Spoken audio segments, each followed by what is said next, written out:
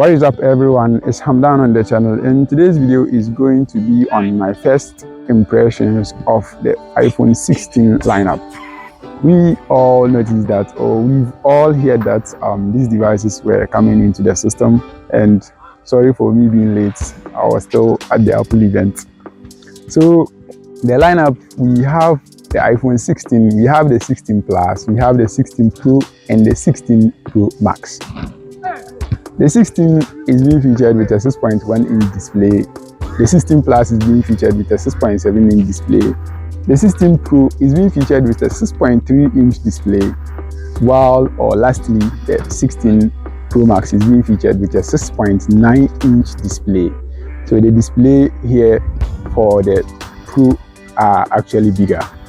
So in terms of the camera setup, this time the 16 and 16 Plus cameras are not diagonally aligned, they are in a vertical form, so more or less like the iPhone 10.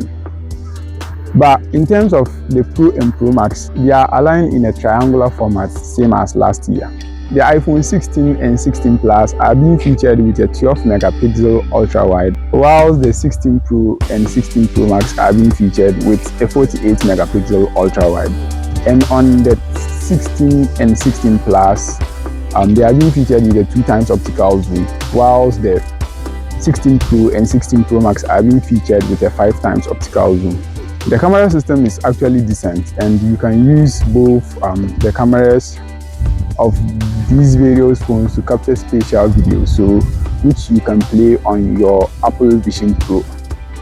The iPhone 16 and 16 Plus are being featured with an aluminum design, whilst the 16 Pro and the 16 Pro Max are being featured with a titanium design.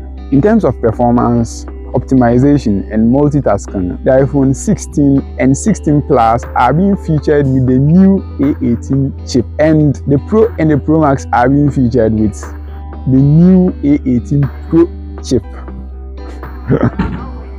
Sounds funny. On the keynote speech, Apple really made it out to the public that these new A18 chips are coming to be 30% more faster and efficient than their previous chips. For the storage, the base models of the devices are being featured with an 8 gigs of RAM with 128 gig. But it depends on you. If your budget is actually good, you can go in for higher storage.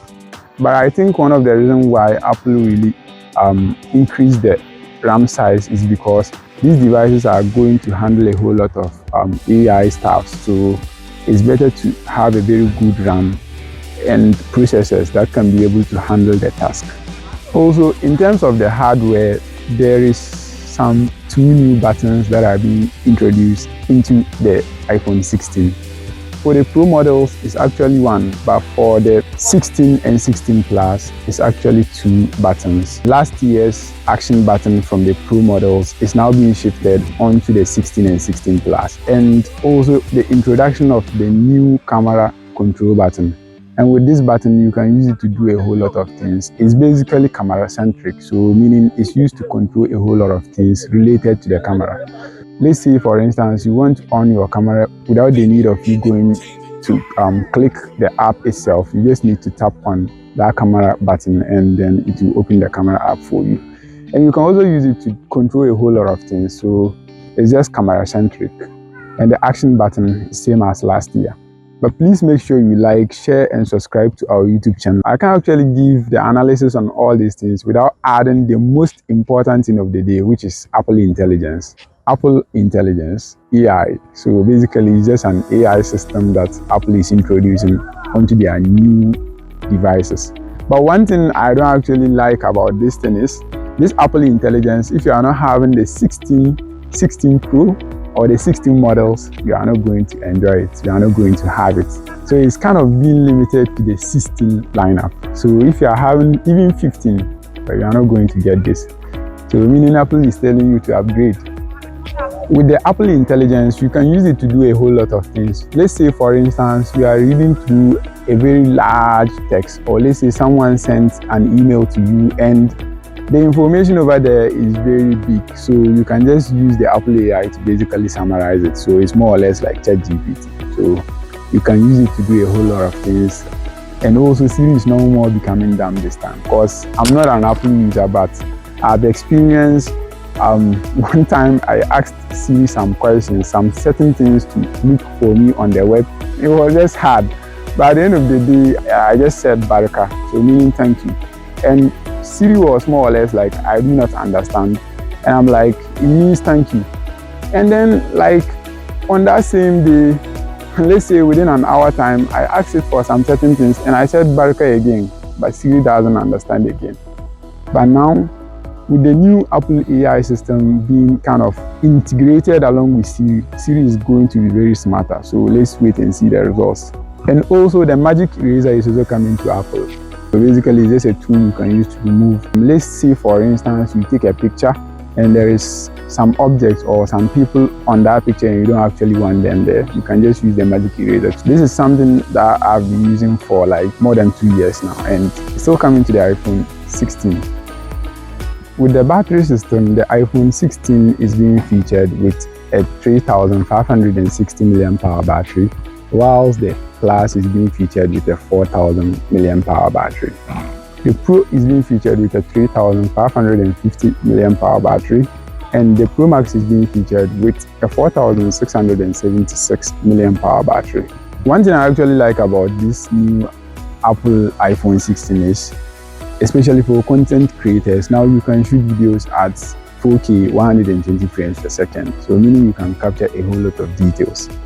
And also with the microphone system of the device, there are basically 4 microphones around, so you can be able to pick good amount of sound in the background. So mostly for content creators, this is just a game changer. Apple also introduces new devices, not only the 16 lineup, so introducing other watches and other headsets. But today's video is just on my impressions of the 16 lineup. But one thing I actually noticed about these devices is, even the camera system, now the autofocus is being improved. So meaning if you are going to take pictures, you can manually adjust the autofocus and a whole lot of things. So all in all, I think the iPhone 16 is one of the best smartphones out there. The hardware is pretty solid, and the software, some of the things they are promising are actually like most of them. And with the iOS 18, it's actually coming to revolutionize a whole lot of things on the Apple ecosystem. So 4K at 120 frames per second, and also the introduction of the new camera control button, the action button, and many others. It's actually nice. But my hot take over here is that if you buy the phone at the moment, you are not going to have all these AI features, meaning you still get to use the same old Siri as last year.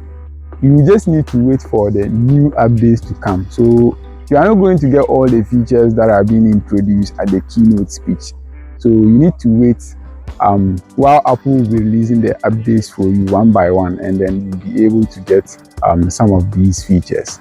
So I don't actually think that is impressive. At least they should have added the AI system onto the phone so that people can start working their way around with it.